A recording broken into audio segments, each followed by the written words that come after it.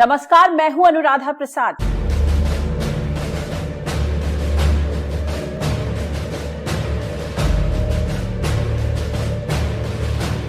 I present the budget for 25-26.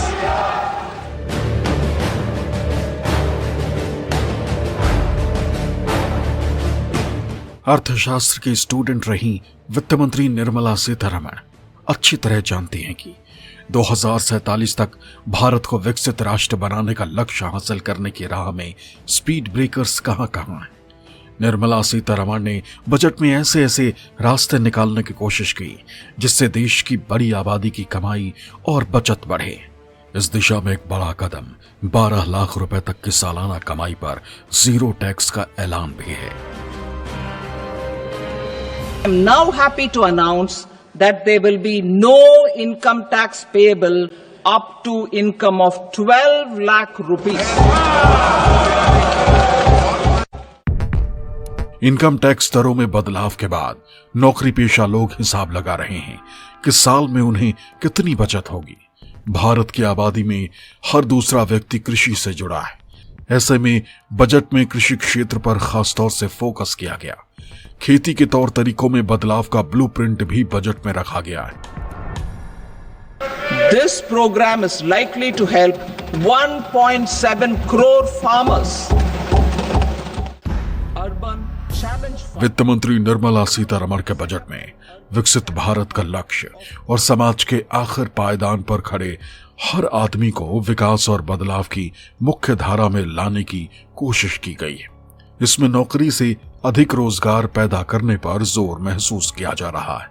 Modi सरकार 3.0 के पहले पूर्ण बजट में इनोवेशन, इंक्लूजन और इन्वेस्टमेंट पर जोर है। ये बजट एक फोर्स मल्टीप्लायर है। ये बजट सेविंग्स को बढ़ाएगा, इन्वेस्टमेंट को बढ़ाएगा,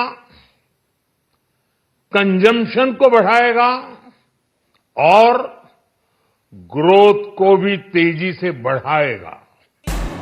भले ही बीजेपी इस बजट में रिफॉर्म, परफॉर्म और ट्रांसफॉर्म के लिए बेहतर इकोसिस्टम देख रही हो, लेकिन विपक्षी पार्टियों को निर्मला सीतारमण के बजट में कुछ खास नहीं दिख रहा है। ये सरकार झूठी है। जो एक सरकार महाकुंभ नहीं करा सकती, उसका हर आंकड़ा आज के बजट में झूठा है। जो कुछ भी कहा गया है वो अव्यावहारिक है। घाटा कम कैसे होगा इसके बारे में कुछ नहीं है, और जो कुछ भी बताया जा रहा है वो मुंगेरी लाल के हसीन सपने है, इसके अलावा कुछ नहीं। रोजगार के लिए इस बजट में कुछ नहीं है। किसान के फसल के दाम के लिए, एमएसपी के लिए दोगुना करने के लिए कोई बजट का आपने निर्धारण नहीं किया। तो कुल मिलाकर एक ऊंट के मुंह में जीरा आपने सैलरीड क्लास को जरूर दिया है, बाकी इसके अलावा इस बजट के अंदर कुछ भी नहीं। वित्त मंत्री अच्छी तरह समझ रही हैं कि विकसित भारत बनाने के लिए किस तरह की पढ़ाई और टैलेंट की जरूरत होगी। ऐसे में आईआईटी में सीटें बढ़ाने से लेकर मेडिकल कॉलेजों में सीट बढ़ाने का भी ऐलान किया है। आर्टिफिशियल इंटेलिजेंस एजुकेशन को बढ़ावा देने के खिड़की दरवाजे भी बजट में खोले गए हैं। Center of Excellence in Artificial Intelligence for Education will be set up with a total outlay of 500 crores. आर्थिक सर्वे के रिपोर्ट में कहा गया है कि साल 2047 तक विकसित भारत बनाने के लिए 2 दशक तक 8% के विकास दर को बनाए रखना होगा। वही 2025-26 में 6.3 से 6.8% जीडीपी विकास दर की भविष्यवाणी है। वित्त मंत्री अच्छी तरह जानती हैं कि उनके सामने अगला टारगेट भारत को $5 ट्रिलियन की इकोनॉमी बनाने का है। उसके बाद नंबर है 2047 तक भारत को विकसित राष्ट्र बनाने का। भले ही मौजूदा आर्थिक हालात में अर्थशास्त्रियों को विकसित देशों जैसी प्रति आय, स्वास्थ्य सेवाएं और शिक्षा का इंतजाम 2047 तक दूर की कौड़ी लग रही हो, लेकिन इतिहास गवाह रहा है कि आजादी के बाद वित्त मंत्रियों ने समय समय पर देश को बड़े संकटों से उबारने का अपने बजट के जरिए नया रास्ता निकाला है और उस सपने को साकार किया है जो नामुमकिन जैसा लगता है। ये समझने के लिए आज हम इतिहास के कुछ पन्ने पलटेंगे। आज हम उन बजटों का सार समझाएंगे जो तब पेश किए गए थे जब भारत जबरदस्त संकट के दौर से गुजर रहा था। आज बात होगी मोरारजी देसाई से मनमोहन सिंह तक के बजट की, नेहरू से नरसिम्हा राव तक के विजन की।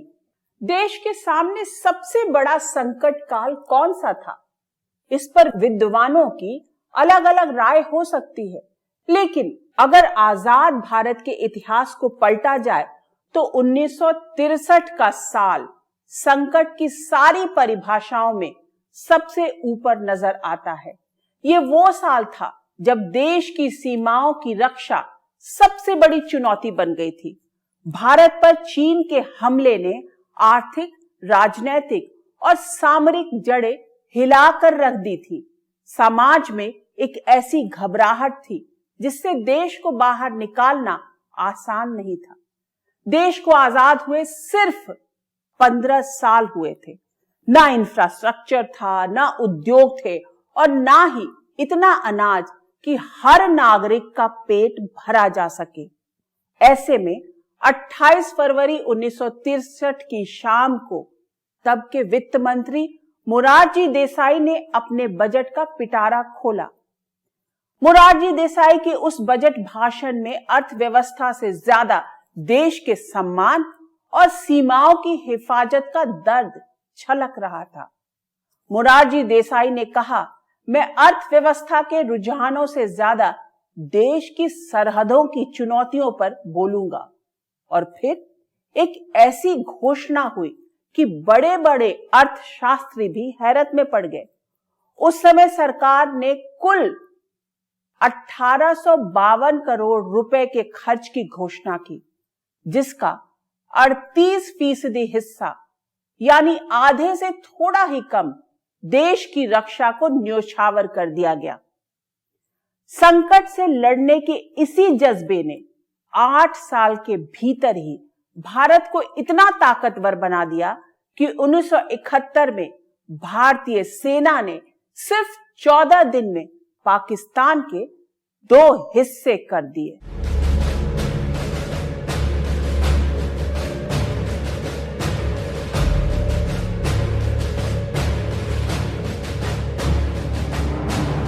साल 1962 में भारत चीन युद्ध के नतीजों ने तब के प्रधानमंत्री पंडित जवाहरलाल नेहरू को बेचैन कर दिया।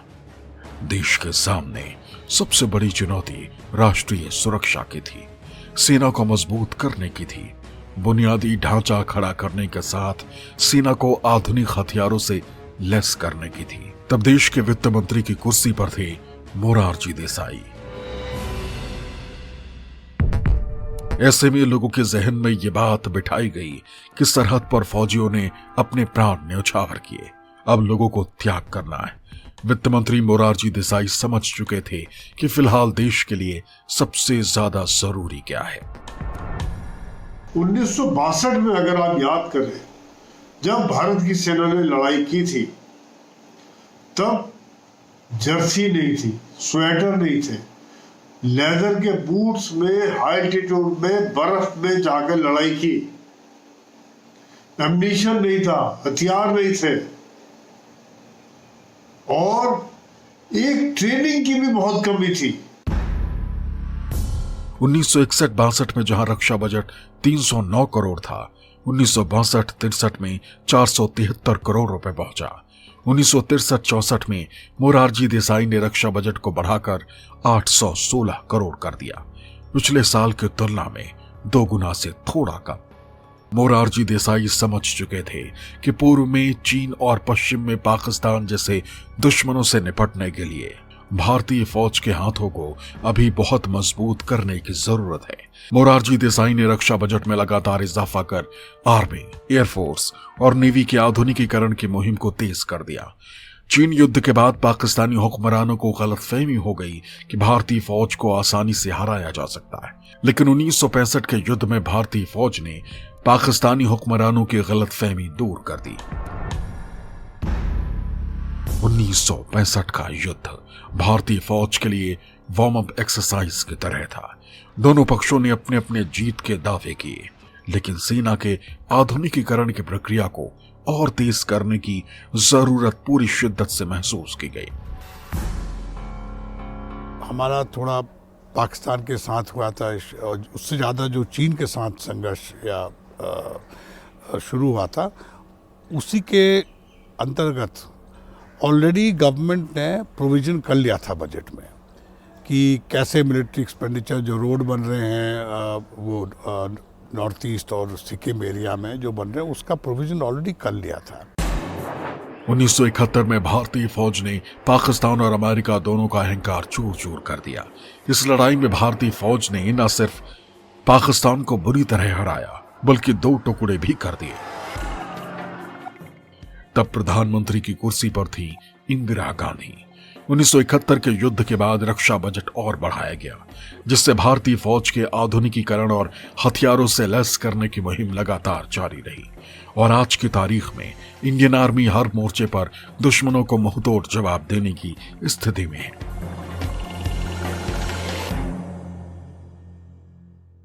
उन्नीस से पहले भी भारत एक गंभीर आर्थिक संकट से गुजर चुका था। सूखे की वजह से अनाज के भंडार खाली थे। 1953 से 1956 के बीच अंतरराष्ट्रीय बाजार में आया उछाल खत्म हो चुका था। एक ही साल में रिजर्व बैंक में विदेशी पूंजी 43% कम हो चुकी थी। देश के वित्त मंत्री टीटी कृष्णमाचारी पर भ्रष्टाचार के आरोप लग चुके थे। कृष्णमाचारी को इस्तीफा देना पड़ा। देश के खजाने की जिम्मेदारी प्रधानमंत्री जवाहरलाल नेहरू के ही कंधों पर आ गई। अपने बजट भाषण की शुरुआत में ही नेहरू ने कहा कि अप्रत्याशित वजह से आखिरी वक्त पर बजट प्रस्तुत करने की जिम्मेदारी मुझे मिली है, लेकिन आखिरी लम्हों में मिली इस जिम्मेदारी के बावजूद नेहरू ने एक अभूतपूर्व बजट पेश कर दिया। 1958 से 1959 के बजट की सीधी मार देश के अमीर तबके पर पड़ी। बजट में पहली बार वेल्थ टैक्स की घोषणा हुई और उपहारों पर भी टैक्स लगा दिया गया। पैसा जुटाने का इसके अलावा और कोई चारा नहीं था। सत्ता अपने साथ समस्याएं भी लेकर आती है। वादा निभाते निभाते नेहरू सरकार की छवि पर जीप घोटाले के बाद शेयर घोटाला डेंट मार रहा था। शेयर घोटाले के लपटे तबके वित्त मंत्री टीटी कृष्णमाचारी की ओर जा रही थी। दरअसल आजादी के बाद कोलकाता के कारोबारी हरिदास मुंद्रा ने गलत तरीके से कई कंपनियों पर कब्जा किया। घाटे में चल रही हरिदास मुंद्रा की कंपनियों में LIC ने मोटा निवेश किया। कहा जाता है कि LIC ने निवेश सरकार के दबाव में किया। नेहरू के दामाद फिरोज गांधी ही भ्रष्टाचार के मुद्दे को जोर शोर से उठा रहे थे। ऐसे में टीटी कृष्णमाचारी को वित्त मंत्री की कुर्सी छोड़नी पड़ी। बजट पेश करने की जिम्मेदारी PM नेहरू पर आ गई। वित्त वर्ष 1958-59 का बजट पेश करते हुए पंडित नेहरू ने पहली बार गिफ्ट टैक्स लगाया। 10,000 रुपए से अधिक की चीजों के ट्रांसफर पर टैक्स का प्रावधान किया गया। पत्नी को 1 लाख रुपए तक का गिफ्ट बिना टैक्स देने की छूट दी गई। पंडित नेहरू ने बजट भाषण के दौरान कहा, गिफ्ट के जरिए अपने संबंधियों का परिजनों को संपत्तियों का ट्रांसफर न सिर्फ राज्य कर की चोरी करने बल्कि वेल्थ टैक्स, इनकम टैक्स और एक्सपेंडिचर टैक्स बचाने का भी जरिया है। पंडित नेहरू ने गिफ्ट टैक्स के जरिए एक और सरकार और नौकरशाही में बढ़ते भ्रष्टाचार पर लगाम कसने की कोशिश की, तो दूसरी ओर सरकार की कमाई बढ़ाने का नया जरिया भी बना। प्राइम मिनिस्टर नेहरू ने इसको समझा कि चूंकि फॉरेन डायरेक्ट इन्वेस्टमेंट बहुत कम आ रहा है, दूसरे सोर्सेस से जैसे टैक्स को बढ़ाने की संभावना डायरेक्ट और इनडायरेक्ट बहुत ज्यादा नहीं है, क्योंकि अर्थव्यवस्था आमदनी जो है औसत आमदनी बहुत कम थी। इसलिए उन्होंने वेल्थ टैक्स और गिफ्ट टैक्स की बात सोची। गरीब अमीर के बीच की खाई को पाटने के लिए समाजवादी सोच वाले नेहरू की अगुवाई वाली सरकार के बजट में आयात के लिए लाइसेंस जरूरी किया गया। धन कुबेरों पर वेल्थ टैक्स लगाया गया। एक्साइज ड्यूटी 400% तक कर दी गई।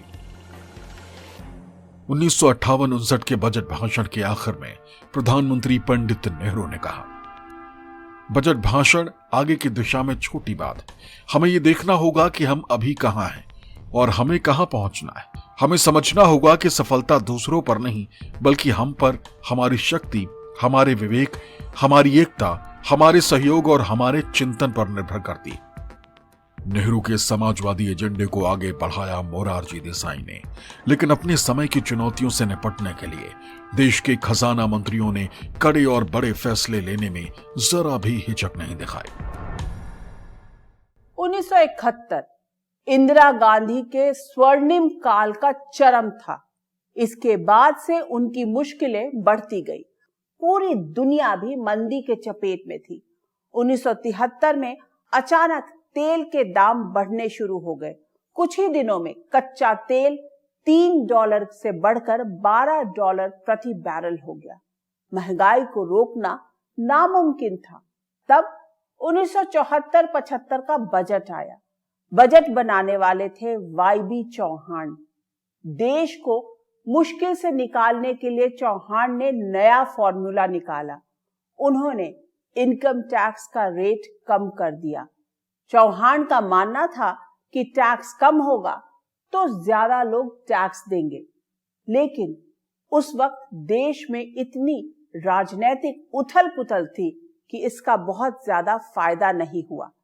एक फायदा यह हुआ कि चौहान के बजट ने आने वाले वित्त मंत्रियों के लिए डायरेक्ट टैक्स रिफॉर्म का रास्ता खोल दिया। देश के वित्त मंत्री की कुर्सी संभाल रहे वाईबी चौहान के सामने कई चुनौतियां थी। मसलन 2 साल से लगातार आसमान छूती महंगाई, कच्चे तेल की कीमतों में आग, खराब मॉनसून और आर्थिक सुस्ती। मुश्किल हालात के बाद भी वित्त मंत्री वाईबी चौहान ने एक बड़ा फैसला लिया, टैक्स सुधार का।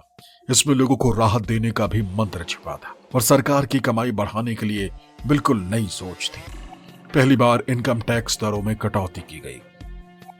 1971 में अधिकतम इनकम टैक्स 85% था। इस पर 10% सरचार्ज भी लगता था, मतलब 93.5% इनकम टैक्स लगता था। साल 1974 में इनकम टैक्स में वाईबी चौहान ने कटौती की, यह 70% हो गया। 10% सरचार्ज भी था। इस तरह घटकर इनकम टैक्स की दर 77% हो गई। 1974 में टैक्स सुधार का जो सिलसिला वाईबी चौहान ने शुरू किया वो बदस्तूर जारी रहा। 1976 में इनकम टैक्स की दर गिरकर 60% और 10% सरचार्ज को मिलाकर 66% पर आ गई। 1984 में इनकम टैक्स 55% और 12.5% सरचार्ज तय हुआ, मतलब 61.9%। 1985 में तो इनकम टैक्स की दर गिरकर 50% पर आ गई, सरचार्ज भी हटा लिया गया।